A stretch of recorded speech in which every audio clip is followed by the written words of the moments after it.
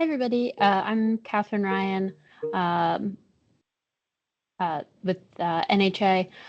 Thanks for joining us today. We're just going to kick it off with a little more with details about clean currents. I hope everyone is able to, a member of your team or yourself is able to join us for clean currents in a couple weeks here in Pittsburgh. And on the screen here, we're showing the full program that you can find at cleancurrents.org. And there's lots of ways to filter this to see different components of the sessions we have. One of the, we've got content path, which is really helpful because that shows you maybe just like your sector of work and none of the content overlaps in time. So it's a little easier to pick what you should go to. And then we've also got session topic, if that's more your speed, or session type, if you only want to go to like panels or classrooms, you can see that. And then we also have all of the sort of extracurricular things here, like the bike outing and the golf outing. You can join Chris at the golf outing. Or Alex. Oh, and Alex. Yeah. Yeah. From NHA as well. Yeah, if you've got any questions about clean currents, let us know. Another feature that we'll have at Clean Currents is we'll be doing our hydropower systems principles overview training at Clean Currents. We'll spread it over 2 days. It'll be 2 half days, and you can sign up for that now. See, it's on October 14th and October 15th. And that'll be in person in Pittsburgh. And that's a really good opportunity to round out your hydropower knowledge. Yeah, and just to add, once we get through Clean Currents, we'll be kicking off our next cohort in November. Those interested in taking on the full-blown course, which will run, like I said, starting in November, and then at a 1 module per month pace. So I'll put that link. Well, that link is here as well. I dropped that in the chat. So, all right. Thanks, Kate. Yep. Okay. Alan, if you want to bring your presentation back up.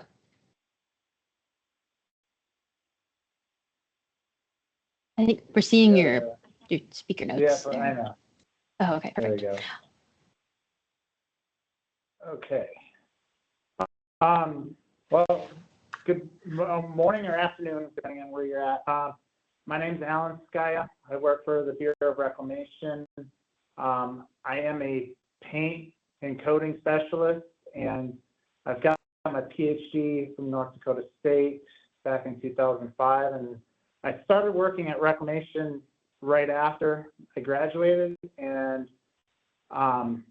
over the years, seeing the coating damage and due to cavitation or erosion, it really sparked interest right off the bat, and I didn't start doing research in the area until about 2016, and then I started really diving into coating materials, and while it was about right after COVID hit, so late 2019 and 2020. So this is just kind of advancements in the protective coatings for cavitation resistance. And all right, so cavitation repairs are very expensive and time-consuming, and they are by far one of the major activities in reclamation on our infrastructure. And sometimes it can exceed $1 million per unit, and that's just the cavitation repair cost. So the contract, and then that does not include the outage or the lost revenue due to that outage. So it can get really expensive very quickly. So anytime that we can get back, it's going to benefit our facility, and maybe even, reduce the overall cost. So right now, our traditional cavitation repair procedure uses type 308, 309 stainless steel weld overlay. And because of it, it's a weld overlay, you have to grind out all the cavitation damage and then weld repair all this back. Then use angle grinders, grind it back to contour, and then you do kind of a polishing to get it as smooth as possible. So it's very expensive. Other thing that we do is we replace runners or equipment with stainless steel, type 304. Very, very expensive. And then the last thing that we do, and this is usually as a last resort, we use a polyurethane elastomer to provide cavitation resistance in mild cavitation service conditions. And so what sparked this was that we weren't really getting a service life that we were expecting with the polyurethane elastomer. So then it made us start to think about, okay, is there any changes or new things on the market that we're unaware of? And then the last thing is, if we have cast iron or cast steel, it's really difficult and challenging to do a weld overlay on those components.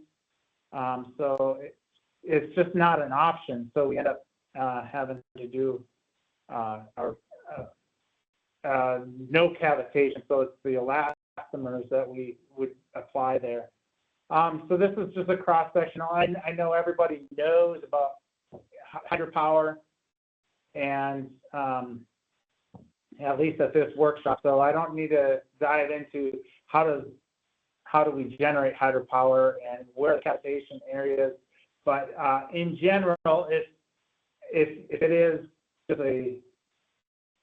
just hydropower and not a pump generator unit, we would have cavitation that occurs on your runner as well as your wicket gates, depending on how open or closed they are, and then just downstream in the draft tube. That's where we normally feed. Now, the pump generator, so now the water can flow in both directions. What we would see is, additionally, we would have cavitation starting in the roll cage. So just to let you guys know if it's a pump generator. So now, Reclamation, we're the second largest producer of hydroelectric power in the U.S. We have 77 hydropower units, and almost 15,000 megawatts per year is what we generate. The only one that generates more power is the Corps of Engineers. And you can see that if we recoup some of the revenue because we have faster turnaround or return to service, that we can generate more power and maybe take that number one spot. So just cavitation overview, it's high water velocity that causes the cavitation, but it's where we have a sudden pressure drop and it forms water vapor. So we're going into this lower pressure zone, and it converts the water to water vapor, and it forms bubbles. And once we enter back into a high pressure zone, these bubbles suddenly collapse and implode upon themselves, and they can generate a jet as well as a shock wave, which is high energy, and it microfractures materials. So microfractures mild steel as well as stainless steel in some instances. So these impacts are very detrimental to our infrastructure, okay? So like I said, majority of the time we can control the cavitation by using a stainless steel weld overlay. So that's what this runner shows, is these areas where we have cavitation damage, we use a stainless steel weld overlay. This happens to be a mild stainless steel runner, or mild runner that uses the stainless overlay. So what we end up with is a galvanic corrosion cell. And usually for reclamation, and this is probably universal across hydropower, but what happens is that galvanic corrosion cell will undercut that stainless steel and eventually it'll pop it off. So this is a bad situation, and we have finite service life with our stainless steel weld overlay. Now, even with a stainless steel runner, we can still have cavitation. So what this is an air injection port on our runner, and just downstream of that is where the severe cavitation is, and it is damaging this parent stainless steel. So we do have situations where it is pretty severe cavitation. So I would say this, in this situation where we have our stainless steel weld overlay, it controls the cavitation. That's moderate cavitation. So just to kind of give you an idea, so moderate versus severe, right? And mild is where we would have where a coating might work. You can see that the coatings are gone here. They're no longer effective at providing any sort of cavitation. So in a draft tube, this is just below the runner. Usually there's 6 inches to maybe a foot. That is still moderate cavitation, and it's controlled using a stainless overlay. Otherwise, this is what I would consider mild cavitation. Obviously, the greenish color coating did not hold up, but the orange or red coating did hold up against cavitation. And again, here's moderate cavitation where it's damaging all the layers of paint. And this is what we would typically see if that galvanic corrosion cell, it starts to pop off the stainless steel weld overlay, and that's where it's no longer able to protect against cavitation. And you can see the mild steel in this case cavitating and starting to pit and corrode. Some other structures that you may have that may not be associated with hydropower, but valves and gate structures. So what you have is the water flow is in this direction, high pressure side. This is the low pressure side if you are trying to control the water flow or turn off the power unit in this situation. But you have water that seeps past this seal or seat, and you get cavitation on the downstream side, on the low pressure side of that valve. And that is, so that's a casting. So it's very difficult to have a stainless steel weld overlay work.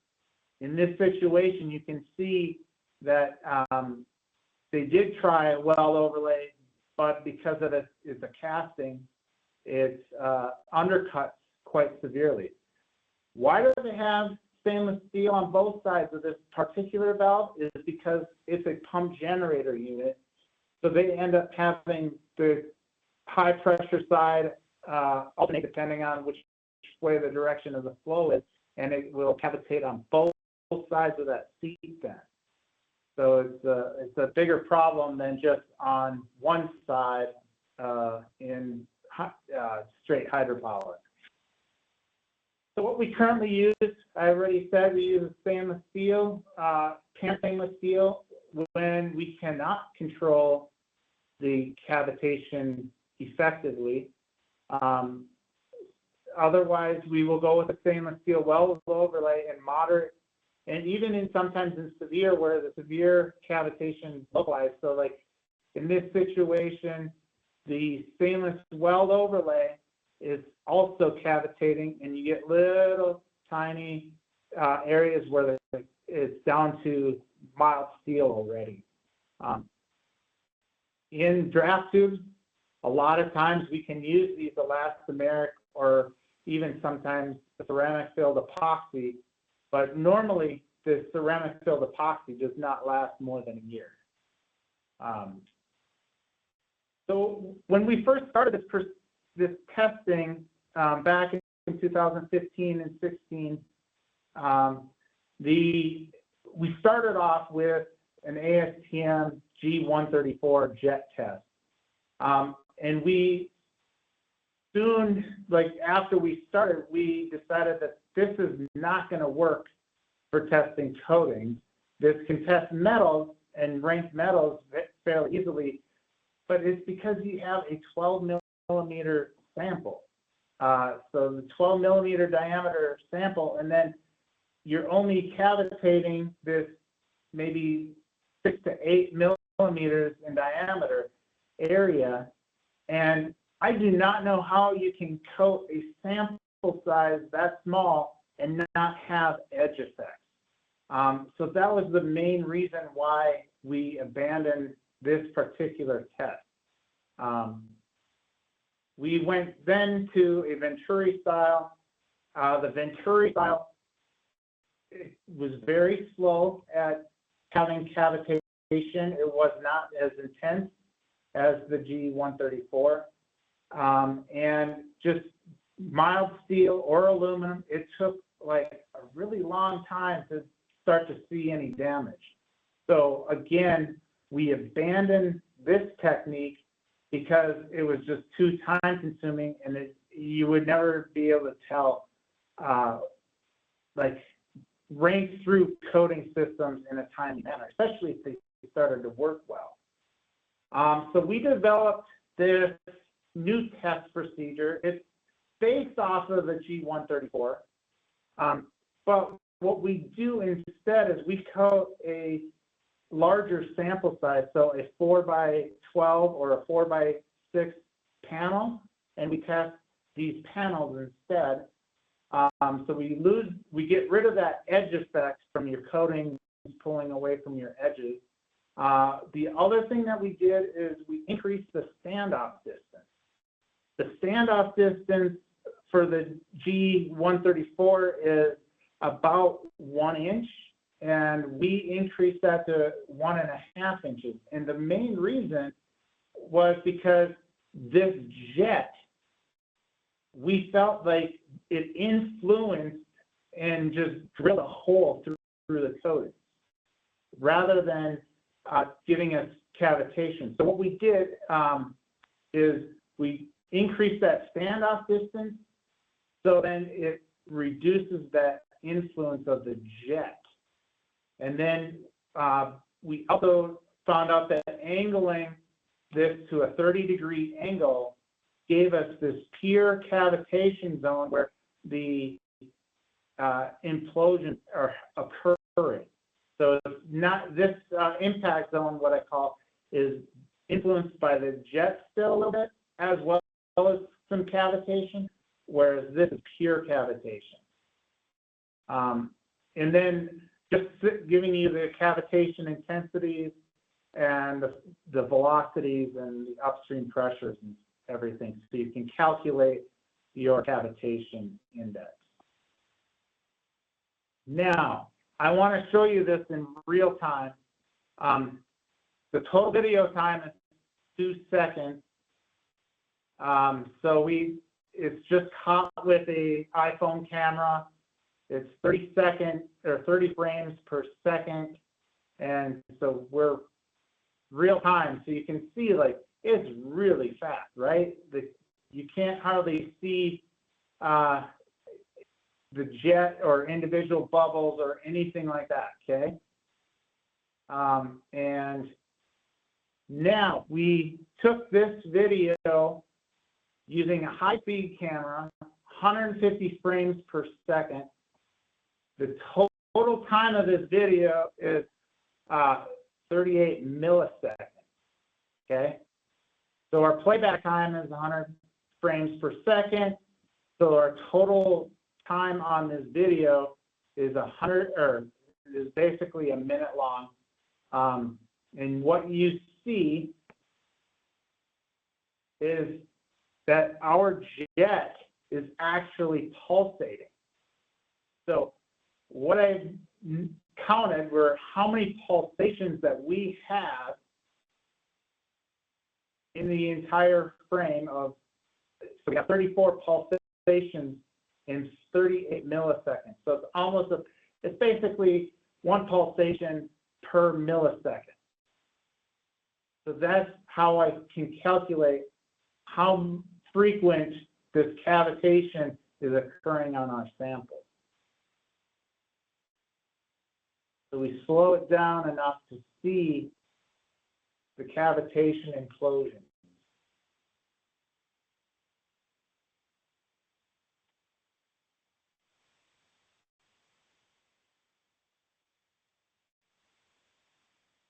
All right. So moving on, so this is just to calibrate our instrument and make sure that it's always providing us the same level of cavitation. So we're at about 0.013 cavitation index, and our flows are right at the 3.5 gallons per minute over time.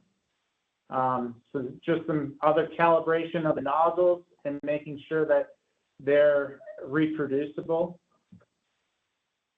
So this is just basically following that ASTM G134. Now what we see here for performance, this is mild steel, and we have our flow direction. So after 8 hours of our testing, we can start to see something going on here. 16 hours, there's actually a small pit, and then it starts to just grow from there. So we can see that in basically 8 hours time, mild steel doesn't microfracture too much. Now, in our testing, we can also increase our velocities and pressures and get more severe cavitation. So this is a stainless steel at 5 gallons per minute, 3,000 PSI after 40 hours. You can see the damage. So we can simulate what we see out in the field if we have a very severe cavitation on our, say, stainless steel runner. Or I can scale it back to something that's more like what we would typically see is just a light frosting on our runner, and it would cavitate mild steel. It would also cavitate the stainless steel weld overlay. So here's some long-term. So this is 2,000 hours on mild steel. You can see the corrosion that has built up around it. But the depth of the cavitation is 1 millimeter or 40 mils deep at this point. If we look at our stainless steel weld overlay, we do see damage after 200 hours of service, and it's only at 0.3 millimeters, so 12 mils depth of damage. And if we do the volume, it's about 5 cubic millimeters of damage. Now, when I started testing coatings, I didn't know 100% where to start besides whatever the paint manufacturers were claiming as cavitation resistance. So we have several ceramic filled epoxies. I always, in any of my tests, I use the Corps of Engineers Vinyl 5EZ. That's because usually that's the best corrosion resistant coating system that we have available to us. So as you can see though, the ceramic filled epoxy all failed really quickly. These two on so system number 4 and 5, it got to 6.5 hours, but I think that was just based on the thickness of your coating. So again, it was less than the mild steel before we saw damage on mild steel. So this is not good. And I don't consider any of these products cavitation resistant. If we went to the elastomers, a lot of times you saw the elastomers where they would fail in about the same time frame, but on occasion you would see some that actually performed better than the others. So here you can see some frosting going on. You don't really see any damage in this particular one. And you did see some damage on elastomer 5, both in the impact zone as well as in the pure cavitation zone. So what I did is we decided, okay, let's take these two and let's do a field trial. Let's see, does it actually correlate to our new test that we developed? So we took so for up at Grand Coulee, they were doing some cavitation repair on their G21 turbine runner, and we were able to talk them into letting us do a field trial. So on blade 7, this was elastomer number 2, and we were doing the application according to the manufacturer. This one was not as challenging as the elastomer number 1, and I'll show you, but you could actually brush and even roll this material. And the facility personnel that were helping me, they said, you know, this one was not so bad. We can apply this one fairly easy and do all your, you know, if this did actually work, we could possibly use it. Unfortunately, it didn't work so well. So this was after basically 6 weeks, we were able to go in and look, and you could see that this area here, it cavitated all the way down to the stainless steel weld overlay. Up here, it cavitated down to the epoxy. So we had some adhesion problems with this particular system. And then at the crown of so in between the band, so in between the blades and the crown, you can also see that we had some cavitation damage, and maybe even beyond that weld overlay area. Now, after 18 months, you got more delamination, but you also had more in the cavitation zone, and even in this severe cavitation zone, so that's about right in here, you could see the stainless steel weld overlay damage, and you could see corrosion coming through already. Okay, so that's elastomer 2, not exactly all that good. Now, with blade 13, we applied elastomer 1. And it's 2 different colors because we did not know at the time that the manufacturer sent us 2 different colors. And so we had this green color and then this black. So it looks terrible. But what I'm doing in this photo is we had soft spots right after the application. And it was because the 2 components were such high viscosity, it was like mixing paste. It was a paste grade material, and it was very challenging just to get the material all mixed into one another. So we ended up with soft spots, not ideal, right? And it was all trowel applied, so it was not easy to apply.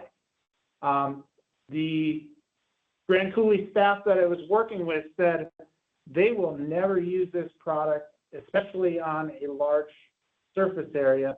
If it was, maybe 5 or 10, 15 square feet, they would apply it, but because of the mixing challenges as well as the application challenges, they would never use it again.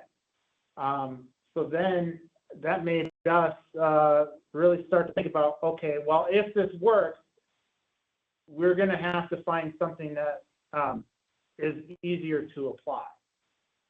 Okay, so when we were all done, this is what it looked like. You can see here that there is cavitation damage of the coating within the first 6 weeks of testing or service. You could see that it desponded in the severe cavitation zone, but everywhere else it looks pretty good. You see a little bit of spot right up here as well at the crown in between the blades. Now at 18 months, again, the damage really hasn't grown any, so it's where it's more of a moderate or mild cavitation service. You don't have any sort of despondment, so no adhesion problems, and you don't have that some of that cavitation is being protected. What you do not see here is much for corrosion products. So we're protecting where that mild steel and stainless steel transition is. So hopefully our cavitation is going to damage to the runner itself is going to be protected. Now in this severe cavitation zone, you still see some of that damage from cavitation. So it's still in what I call severe, where our stainless steel weld overlay is not going to perform perfectly, and the coating is going to damage in that zone. So if you look at just a generic epoxy, this is a generic epoxy. So in the cavitation zone, severe cavitation zone, we do not have any protection from that coating. It just cavitates off immediately. And then if you don't have that weld overlay go out far enough, you see the galvanic corrosion cell. So this area, probably within the 3-year time frame, this stainless steel weld overlay may pop off and not provide any corrosion protection again. So this led to the formulation project. So this started in FY 22, and the goals were that I wanted to at least formulate a rubberized polyurethane coating that met or exceeded the cavitation performance of the commercial product. I wanted something that was easy to apply and that would work at least down to 50 degrees Fahrenheit. In reclamation, a lot of these turbine runners, the draft tubes, etc., it's 50 degrees Fahrenheit or maybe right around there. So we needed something to work. The other thing is I wanted to develop a paint system where I did not have to abrasive blast that primer system that I just applied. So that elastomer 1, you had to put a primer down, abrasive blast, and then an adhesive, and then the elastomer. It was very time consuming and when you abrasive blast on a brand new coating system, that's not ideal. What you want is a coating system so you apply that corrosion protection, you can apply that an adhesive right to that, and then your elastomer. So it cuts down on pulling out your blasting equipment again. So when I started to develop this, some of the things that I wanted to get was at least 500% elongation. I wanted 2,000 PSI tensile strength and 400 PLI tear resistance. This is kind of the baseline of those two commercially available products. So I thought if I could at least get to this level, I'd be in the right path, right? I also wanted to be able to make it sprayable. Well, I didn't quite obtain that yet, but I did get this at least 20-minute pot life. So when I was doing my testing, I used just a generic corrosion-resistant primer that met this military spec, and then I started testing various adhesives. And what I found was that I could get the entire system to adhere, both wet and dry adhesion. So after immersing this panel in water and making sure that this elastomer is not going to peel off or delaminate on me, because I have water immersion service, high water velocity, and I need to make sure that that coating is not going to disbond. It is not going to degrade. I need it to be just perfect, right? So when I started doing my testing, anything that's in this white range met or exceeded the benchmark. Actually, one of those coating systems in my own testing did not meet that 2,000 PSI tensile strength. But anyway, so in that white zone is where I want to be. And then for tear resistance, I wanted minimum 400 PLI tear resistance. Well, when I measured these the two commercial products, I was not getting what they were claiming in their literature. So, yeah, just some, nuances with testing, but I wanted to make sure, like, hey, this is my benchmark, right? So 400 PLI tear resistance. And so then anything above this, I made sure to move on to the next round. So I started doing my cavitation testing, and this was probably around June or July when I started testing. Well, by November, all of a sudden I had a hit where I was for sure outperforming the commercial products. So this F-3C was outperforming. When I went on to optimization, so this is changing some of the curing agents of my formulation, my original formulation. So when I use no cross-linking agent versus the original testing, I could see that I was getting about the same onset damage. So that's the very first appearance of cavitation damage on my surface. And then this orange is where it failed all the way to the substrate. So you can see, like, this first sample, the average was over 800 hours of cavitation resistance. And when so I had one sample go over 1,000 hours.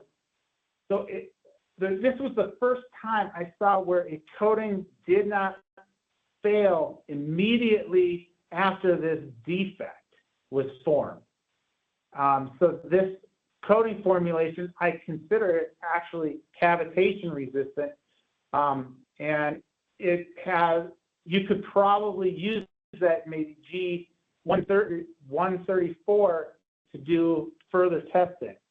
But anyway, so I had a whole bunch of formulations to test, right? And I knew that I could not test it for say 1,000 hours of testing because I would never know and get through my entire test matrix. So what I did was at 250 hours, where we're seeing that stainless steel weld overlay damage, I decided, okay, anything that exceeds that, we need to go to field trials.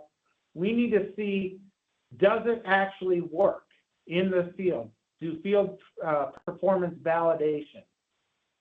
Again, this is a newer test method, and we didn't know how it actually correlated to field trials. So the one thing I want to point out here, though, is I have it where I'm not seeing any damage at 250 hours. It is still pristine. I'm not showing any defect, no damage on these three formulations. If we look at the corrosion protection, I always use vinyl as my baseline. So this was the commercial product, the best commercial product, right? So in immersion service, it looks really good. If you have cyclic testing, it actually does better than this vinyl formulation. For 3 of the cyclic testing, our barrier properties are good, just like vinyl. But here, cathodic protection, not saying that we're going to ever use cathodic protection on a runner or in our hydropower equipment, but if we had, say, erosion, we could possibly put a cathodic protection system in line, whereas with vinyl, we don't use a cathodic protection. The other thing, so yes, we had great cavitation resistance.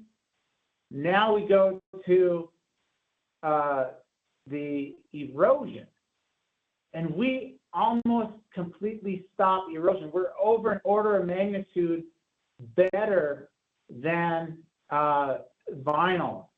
And we use vinyl quite a bit in severe erosive conditions. So get longevity. The other thing I want to point out here is our peel adhesion, dry and wet. So dry adhesion, peel adhesion, we are excellent with this this particular one. I have not tested these 2 yet, but we have excellent peel adhesion. What happens is we stretch that elastomer out, and before it propagates, it tears. The one thing that I did not like about the adhesion to vinyl was it peeled at the substrate. So now all of a sudden we have exposed steel, and if the cavitation eventually penetrates through, it'll delaminate the whole system, and we don't even have corrosion protection anymore.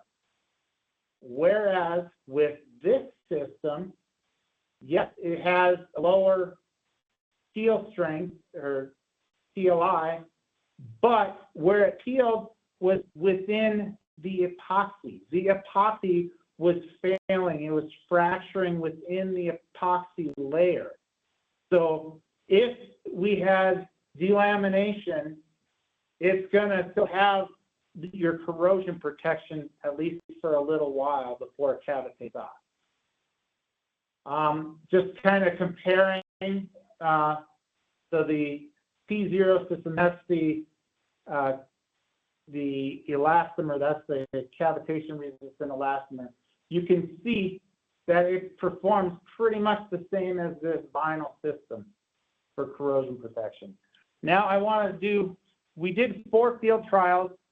They're still ongoing. We do not have any inspection of any of these facilities, but we did a turbine runner at Estes, that pump generator unit, that butterfly valve that had cavitation on both sides of that valve that I previously showed. We did a ring follower gate at the Glen Canyon Dam outlet works. So this is water velocity is 75 feet per second. And then this hollow jet valve for Anderson Ranch. And I'm just going to kind of show photos of each as found condition on that Estes runner. And then we erase the blast clean. You can see the different areas of mild steel versus the stainless steel. So this brown color is corrosion product. And then we did the epoxy, and then finally the elastomer cavitation resist. And you can see right in this location a pocket where it penetrated through, so your weld overlay is had cavitated through your mild steel. So we were able to fill that one location up completely, and you don't even see it anymore on that particular blade. So this is the butterfly valve. You can see the deep cavitation on this butterfly valve. They have the stainless steel weld overlay there. And then because of the galvanic corrosion cell, it was quite a bit. Again, I could fill this paint all the way in and try to smooth this transition out as best as possible. On the ring follower gate, you can see all the metal loss here from the cavitation. What was wrong with this ring follower gate was it was offset by 1/4 inch. So then in the 75 feet per second flow velocity, it created cavitation. So cavitation really is bad wherever you have a recessed area or a raised area. So this protrudes down into the flow, and it's going to cause cavitation. So you can see that we filled that and smoothed that out on that valve, on that gate. I mean, on the hollow jet valve, you could see the severe cavitation on the vanes, as well as right on the downstream side of that seat. And we even had a crack in one of those vanes. They had to weld repair this before we coated, but they left and they just ground this out trying to contour it because it's a casting. You can't weld a stainless steel weld overlay onto this, and they just used regular weld rod or cast rod to weld in. But you could see that there was some cavitation areas that just ground out the cavitation instead of filling it. Same with this, they just left it, they didn't even grind it out. So it was a very rough surface. In some of those veins, you could see that we could not fill that deep cavitation all the way, but it smoothed it out some. And then, so this is where they had just ground out the cavitation. We actually were able to fill that area back in fairly easily. But overall, looks pretty good, smooth, and not gonna provide anything. The last thing, so I got a couple minutes here, but when I was doing the research, I was also monitoring like what other agencies were working on cavitation. And the Navy had this project where they were going to use their large cavitation chamber and test a whole bunch of metals and provide real world type exposure for a rudder on a ship. So they have this big hydrofoil, and what they do is they angle this hydrofoil to cause the cavitation and it'll collapse right here in the middle of these two. So C was always the one where it got the worst cavitation damage. And so this is an aluminum panel. You don't see necessarily metal loss yet in their test, but you see pitting where the cavitation impacts are deforming the metal. Okay? Our coating system survived this test, and we had no damage observed after testing. Okay, so conclusions, we had one commercially available coating system that reduced the cavitation damage, and it reduced that galvanic corrosion cell. But the problem was it was difficult to apply, difficult to mix, difficult to apply, especially for a large structure. The last 3 years I spent developing the cavitation-resistant coating. Initially, I was just trying to match the properties of that commercially available system, but we were able to outperform it, at least when it comes to the longevity of making it last longer. Once you increase the cavitation intensity, it does fail in about the same amount of time as the commercial product. So if I would go back and do a field trial at Grand Coulee, I would still suspect that in that severe cavitation zone, that the coating is not going to perform well. But what it will do is prevent the damage and mitigate that stainless steel weld overlay transition to the mild transition, so you reduce your galvanic corrosion cell. Let's see. So we've done a couple field trials. They're underway. Hopefully by the spring or the summer of 2026, we will have all the results of the field trials, and we'll be able to do another update.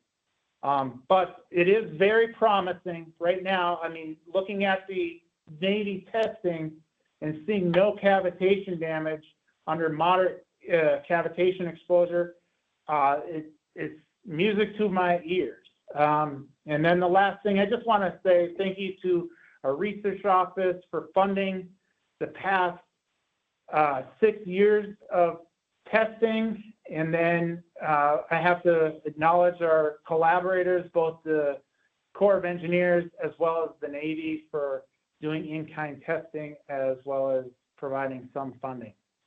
All right, so I am going to take any questions at this time. Yeah, sounds good. Alan, before we do that, I just want to give a big shout out to my my friend, close friend and colleague here, Erin Foraker.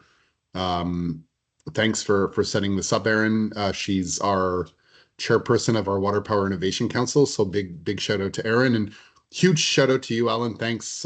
Tremendous amount of research and great work being done here. So really impressive stuff. Very well done. And thanks again. Yeah, super. All right. Sorry, Kate. You could field the questions. Yeah.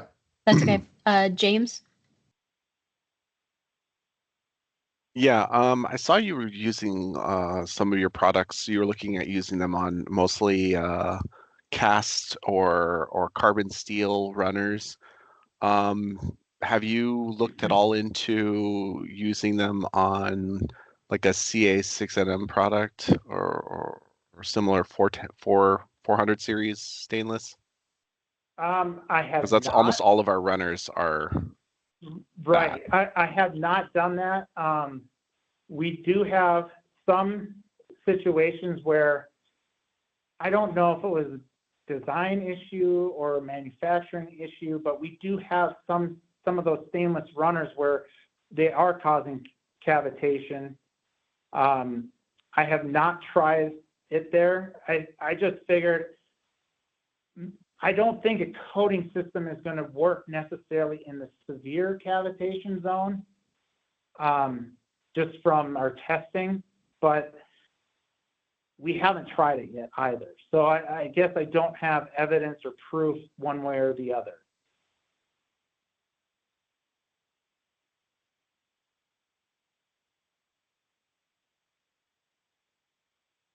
Yeah, I've got one, Alan. Just relative to future avenues to disseminate this advancement. Any plans to share it beyond the reclamation and the core? And Yeah, I mean, we're going to try to eventually commercialize this. We're going to have to work with paint manufacturers and try to see who will license the technology. So that would go beyond reclamation. It would go worldwide at that point. cool. Very cool. Yeah. But yeah, right now, I mean, we're working internal to reclamation until the patent is approved. Mhm. Nice. Yep. Nice. And just another quick follow-up here. I know we're pretty much out of time, but just relative to research on the cost saving side. So anybody looking into cost savings on the life cycle maintenance? So yeah, we did a economic study after the commercial product, thinking that, you know, maybe we would get 10% back, return faster to service or something like that. And within just reclamation, they figured about $30 million additional revenue just by having a faster return to service. Cool. That was only using 10% faster return to service though. So if it makes it so, hey, we can eventually bypass an entire outage and, you know, recoup those costs, it'll be significant. Of course, Grand Coulee is the biggest hydropower facility in North America. And if you could bypass that, that would be significant dollars. Of course, you have to have that water availability in order to produce hydropower, but if we bypass just one cycle, like one outage, it's approximately 90 million per unit that you could recoup. But that's, of course, if you're running it full time, and that's not how hydropower works usually. It's usually peaking power.